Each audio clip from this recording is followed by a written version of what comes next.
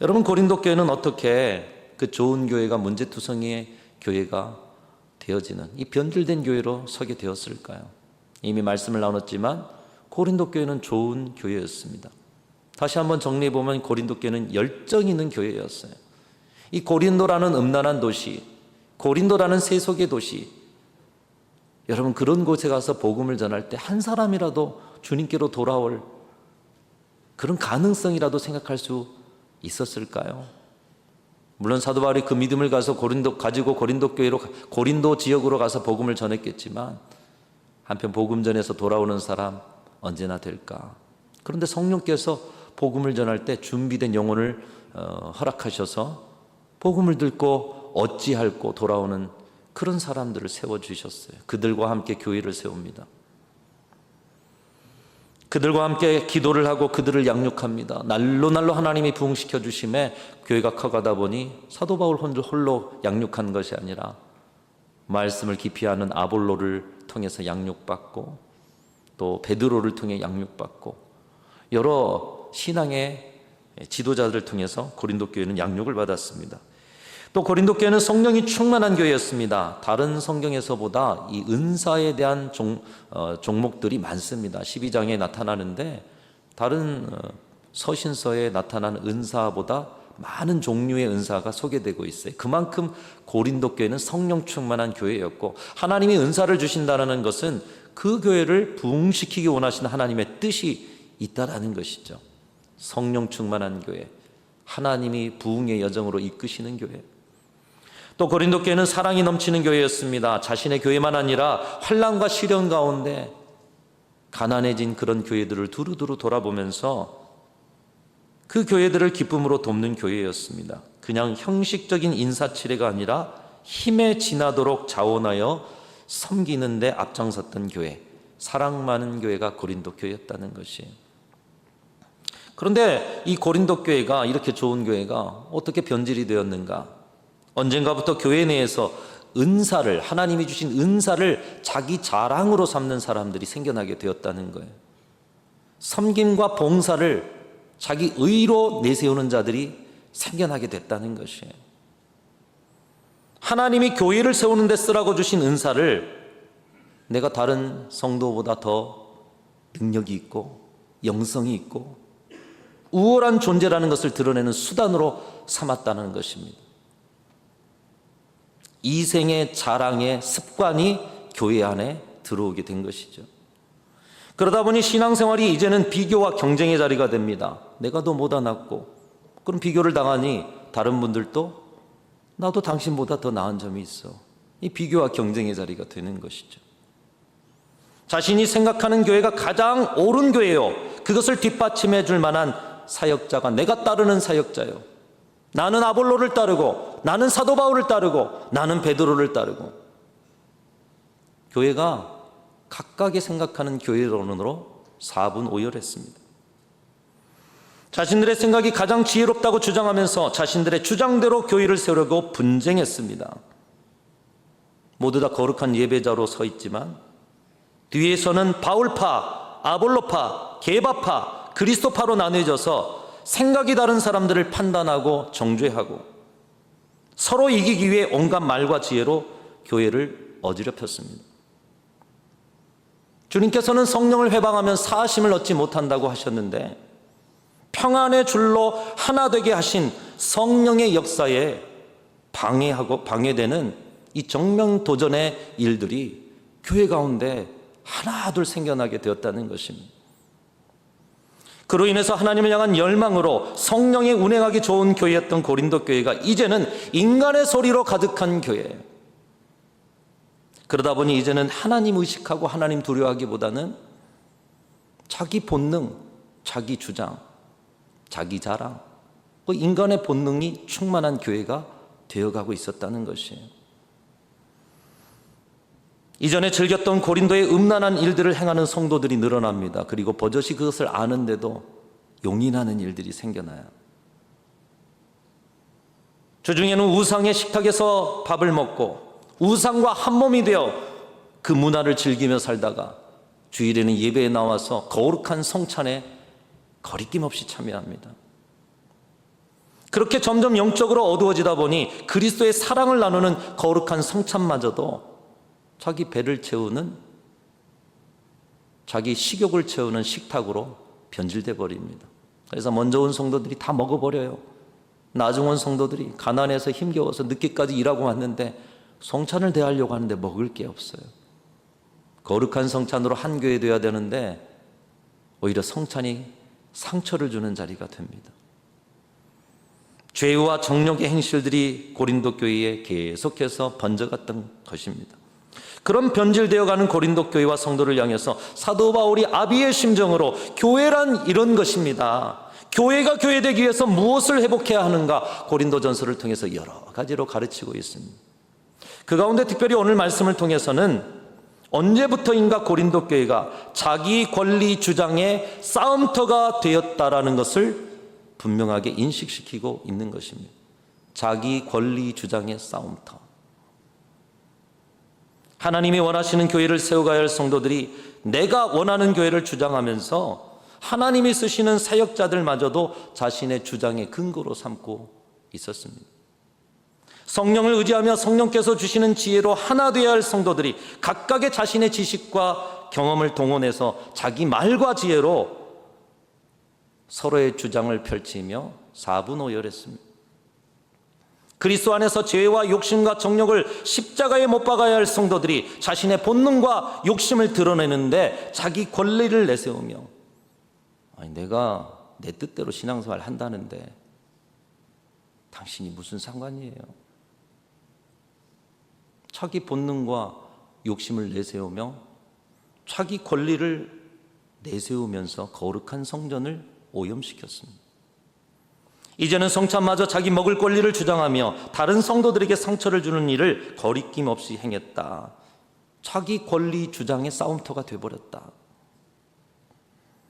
주님은 제자들에게 자기를 부인하고 자기 십자가를 지고 나를 좇을 것이니라. 그리고 그들을 누구보다도 인격적인 관계로 대해 주셨습니다.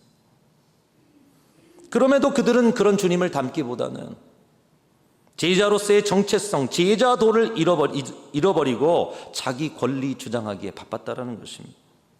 이렇게 자기 권리 주장으로 교회를 황폐화시키고 있는 근본적 원인, 그 근본적 원인이 어디 있는가? 사도 바울은 알고 이 고린도 교회 성도들을 가르치고 있었습니다. 오늘 보면 27절, 28절 함께 읽으시면서 오늘의 시대의 교회와 신앙의 현주소를 말씀에 한번 비춰볼 수 있기를 바랍니다. 같이 읽겠습니다. 시작. 그러므로 나는 다름질하기를 향방 없는 것 같이 아니하고 싸우기를 허공을 치는 것 같이 아니하며 내가 내 몸을 쳐 복종하게 하면 내가 남에게 전파한 후에 자신이 도리어 버림을 당할까 두려워함이로다. 이 향방 없다, 방향성이 없다라는 것입니다.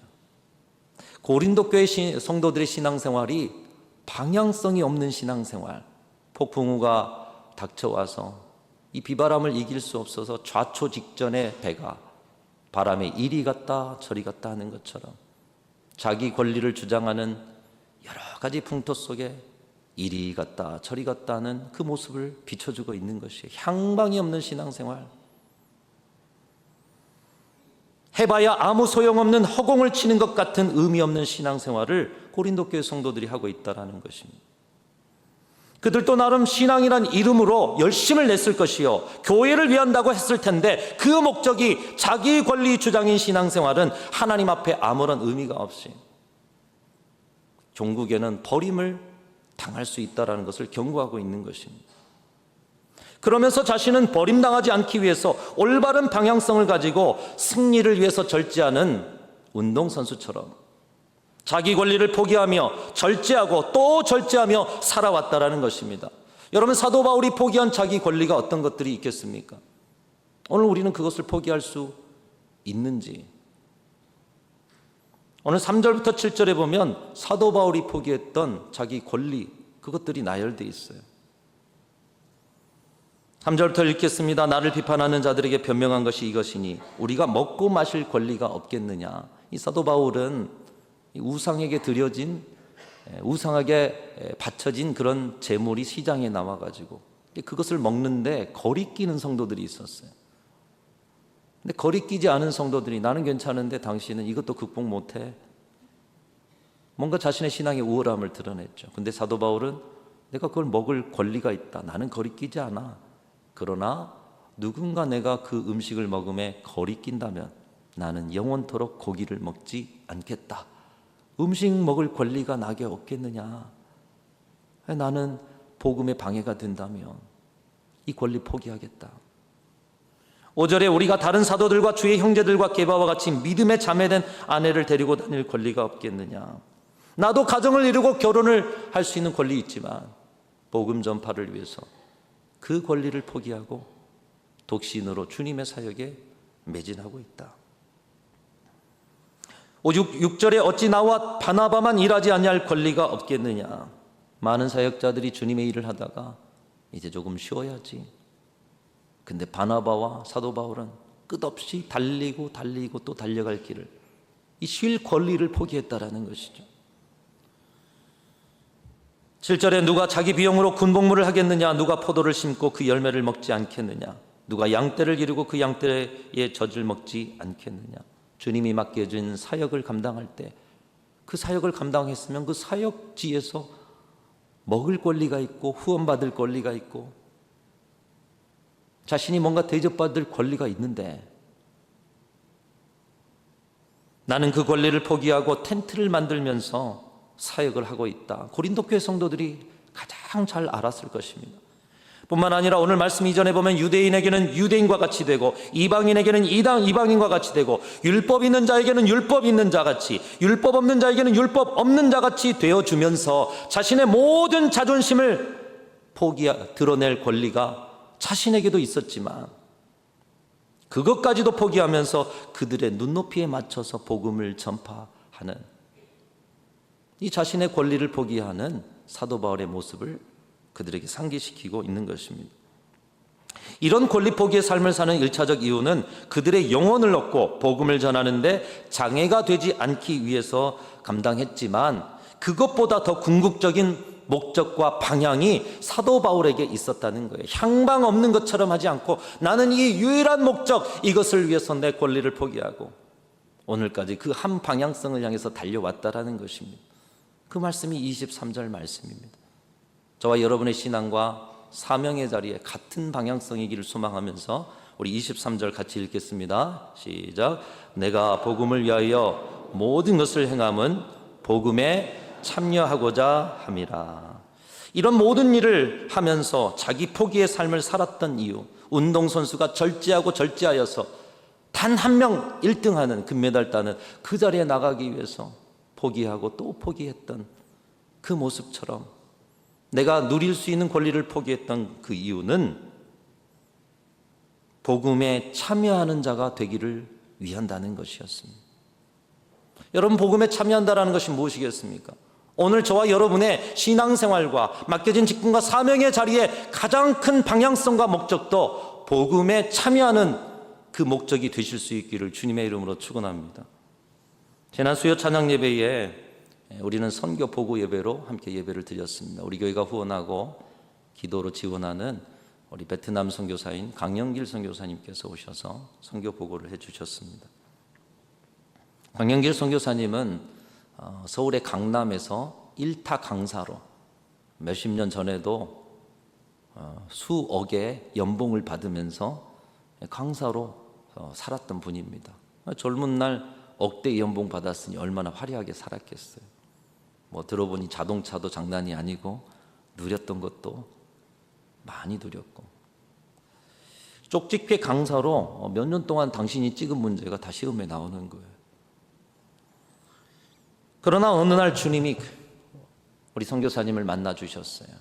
주님의 깊은 은혜 가운데 자신이 얼마나 교만하고 타락했는지, 청년 시절 또 주님을 만났던 그 젊은 시절의 신앙 안에서 자신을 비춰보니, 하나님의 비난에서 보니 회개하지 않을 수 없어요.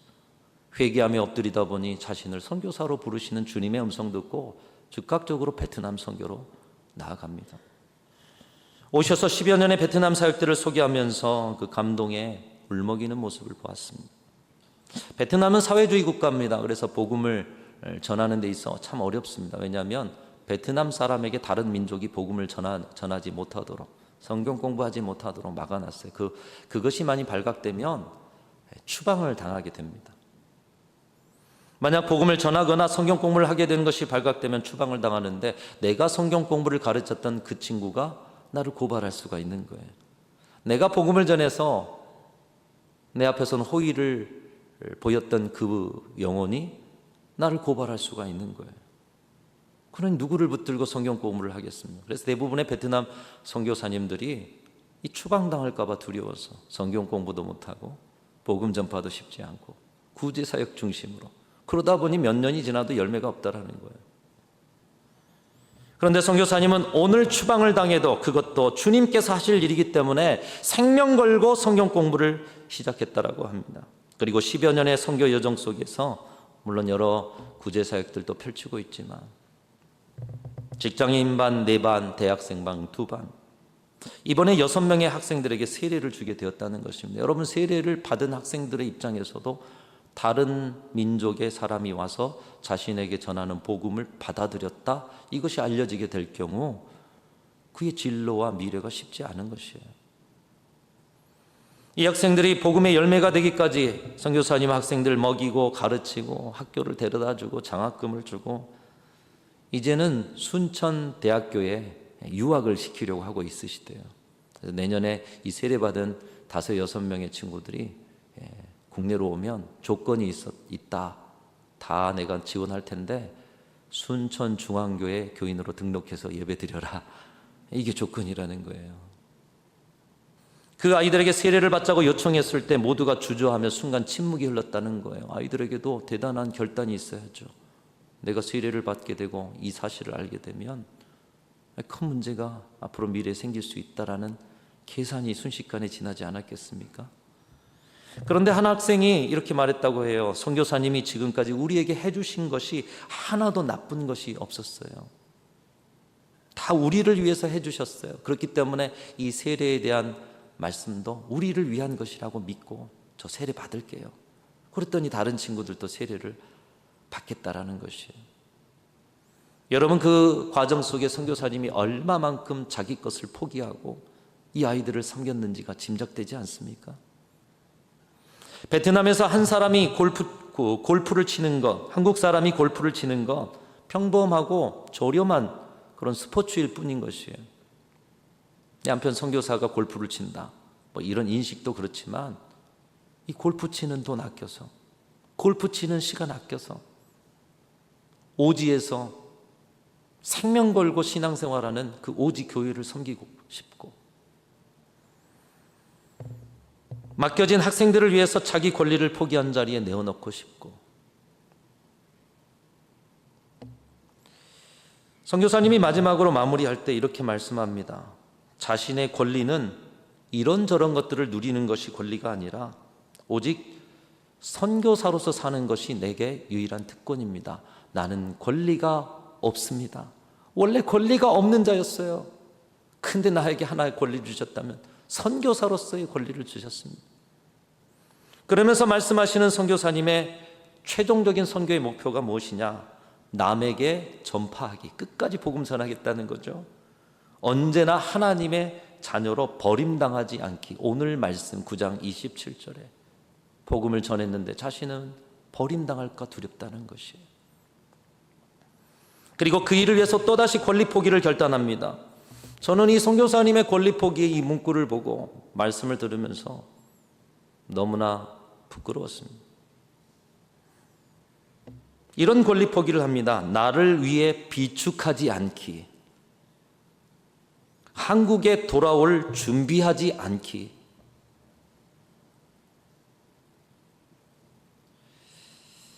여러분, 오늘날 다 평안히 살고 싶고 평안한 노후를 위해서, 자기를 위해서 비축하는 건 당연한 상식 아닙니까? 근데 나를 위해서 비축하지 않고 다 나눠주겠다라는 거예요. 지금도 그 삶을 살아요. 우리 선교사님은 목사 안수도 이미 받을 수도 있는 분이었어요. 안 받아요. 평신도 사역자로 서 있어요. 왜? 변질되지 않으려고. 선교사도 어느 정도 고생하면 고국으로 돌아오고 안정된 자리를 확보해서 살고자 하는 것이 본능이고 당연한 것인데, 그런 권리는 나에게 없고 오직 한 가지 권리, 선교지에서 살다가 선교지에서 죽는 것이 선교사의 특권이다. 다른 사람 그렇게 못하지 않느냐? 여러분 얼마나 큰 울림을 줍니까? 이것이야말로 복음에 참여하는 삶이요, 이 삶이야말로 진정 주님을 따르는 제자의 삶이라고 말할 수 있지 않겠습니까? 여러분, 우리가 신앙 가운데 직분을 감당하고 여러 일들을 맡다가 보면 여러 권리 포기의 자리가 있을 수밖에 없어요. 그렇죠? 여러분 것을 희생하고 시간을 내고, 이번 NLS 5기 수련회를 통해서도 참 감사했어요. 우리 리더들, 스태프들 이미 NLS를 몇 번 경험했는데도 여전히 이 NLS의 자리에서 양육하는 거, 우리 새가족들과 성도들이 교회에 뿌리를 내리는 거 너무나 중요한 사역이다. 자기 시간을 내요. 또 소그룹을 섬겨요. 자기 육체적 힘을 들여요. 뜨겁게 또 기도해요. 여기는 자기 권리 포기가 있는 거예요. 그러나 우리의 사역의 자리에서 자기 권리 포기만 있다 보면 나중에는 내가 그때 그렇게 헌신했어, 봉사했어, 수십 년 나는 그렇게 애썼어, 자기 의가 되는 거예요. 그리고 자기 의가 되면 오늘 고린도 교회에서처럼 자기 자랑이 넘치는 변질된 자리가 되어지게 되는 것입니다. 그러나 그 자리가 변질된 자리가 되지 않기 위해서 한 가지 방법이 있어요. 뭐냐? 복음에 참여하는 것이에요. 선교사님의 고백이, 우리 NLS 5기를 섬겼던 우리 리더 스태프들 임원들의 고백이, 이분들이 성장하고 이분들이 변화하고 이분들이 새롭게 바뀌어지고 이분들의 표정이 달라지고 교회에서 동역자를 찾고 신앙의 즐거움과 행복의 자리로 가는 그 성숙과 성장의 모습을 보니 자신이 너무 기쁜 거예요. 이게 복음에 참여하는 삶인 것이에요. 단지 권리 포기만 했다, 아무 기쁨이 없다, 그런 버림당하는 삶이 되는 것이죠. 여러분, 우리가 아무리 왕성하게 복음을 전한들 주님께 버림을 당하면 무슨 소용이 있으며, 왕성하게 복음을 전한들 주님의 맡겨진 사역을 감당한들 내가 복음에 참여하는 즐거움이 없는데 무슨 소용이 있겠습니까? 오늘 고린도 교회가 사도 바울의 편지를 통해 받은 충격이 우리 선교사님의 간증과 결단을 통해 우리가 받은 충격과 같은 것이에요. 내게 특권은 선교사로서의 특권, 선교지에 살다 선교지에서 죽는 것이 내 특권이다. 다른 권리는 없습니다. 우리도 사도 바울처럼 강영길 선교사처럼 수많은 주님의 제자들처럼 복음에 참여하는 기쁨을 누리고 그것을 그 무엇과도 바꾸지 않는 주님의 참 제자들이 다 되실 수 있기를 주님의 이름으로 축원합니다. 사랑하는 성도 여러분, 제자로 사십시오. 제자의 정체성을 가지고 살아가는 교회가 되십시오. 자기 권리 포기를 넘어 복음에 참여하는 기쁨이 저와 여러분의 삶에 넘칠 수 있기를 주님의 이름으로 축원합니다.